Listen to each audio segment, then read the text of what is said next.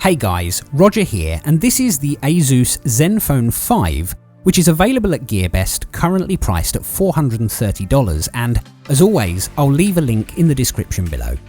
Now the smartphone has AI learning and some other nice features such as a fingerprint sensor, face unlock, and in my opinion, a good camera.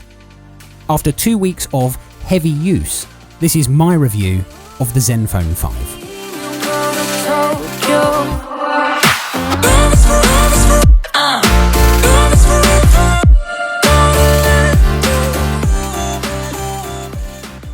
There are a few versions of this phone with slightly different specs.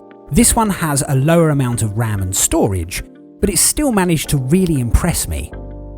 The accessories in the box are the same, regardless of which model you choose, and you'll get a 2-amp power adapter, a USB Type-C charging cable, a thin TPU case, and also a pair of earbuds, which do produce a reasonable sound, and there are also 3 different sizes of silicone ear tips included. At $430, I would say the specs of the phone are good, and what you're getting here is good value for money. It has a Snapdragon 636 octa-core processor, 4GB of RAM, and 64GB of internal storage. It has a 6.2-inch IPS LCD display with an aspect ratio of 19:9, and also a resolution of 1080 by 2246.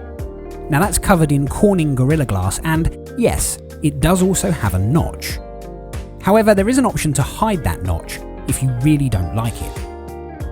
It's also a dual SIM card handset, but if you want to use a microSD card, you'll only be able to use one SIM. Now when I first unboxed the phone, I was impressed with the build quality and the design, but what really matters of course is performance, and I really wasn't sure what to expect.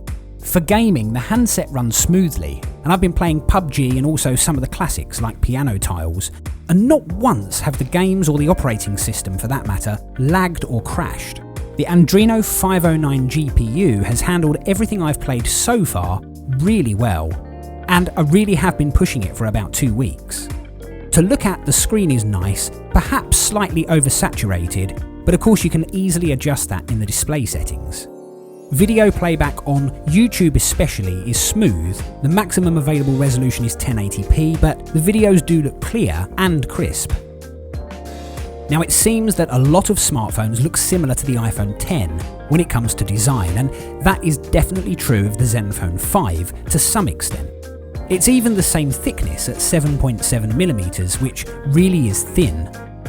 Something else the ZenFone 5 has is that notch, and I can understand why some people really don't like it. For me though, the notch isn't a problem, and it can be quickly hidden with a black bar in the settings menu. More important than all of that though, this handset is the first device that has me thinking about switching from iOS over to Android, and that's thanks in part to the notification badges that appear in the top right corner of apps. That is something that iOS does well, and I am so pleased to see it here too. This device has a USB-C charging port and a headphone jack as well. Most of the headsets I now use are Bluetooth, but it definitely is nice to have that option. Face unlock is great and works every time, and the fingerprint sensor works perhaps 99% of the time, which is good enough for me.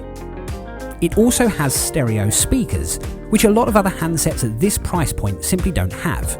Again, for many this may not be a big selling point, but for me, it really is. Onto the camera, and this handset has optical image stabilization, as well as electronic image stabilization depending on which lens you're using.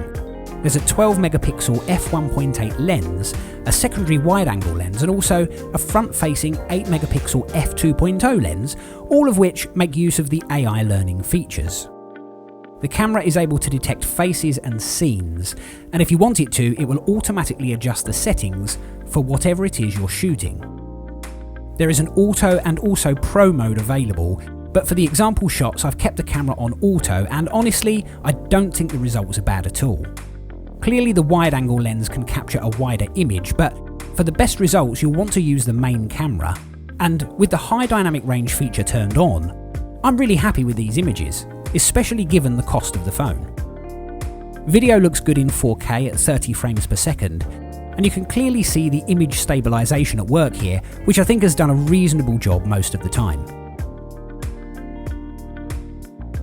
So the phone has a 3,300 mAh battery, which so far has been lasting me about 24 hours, and that's with heavy use, which I don't think is bad. It does also fast charge, which I really am a big fan of. When I started digging around in the settings, I began to realise how good some of the other features are, such as the Audio Wizard, which allows you to adjust the EQ to get the sound exactly how you want it. There really are far too many features to list, but ASUS really do seem to have thought about almost everything.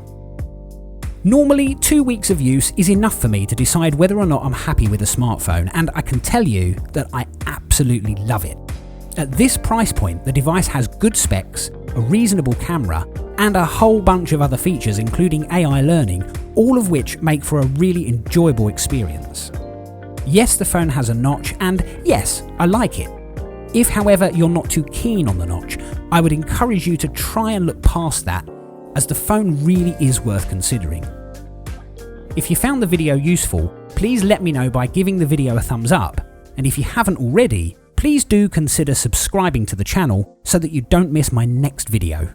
I'm Roger with Life of Tech. Thanks for watching, and hopefully, I'll see you in the next one.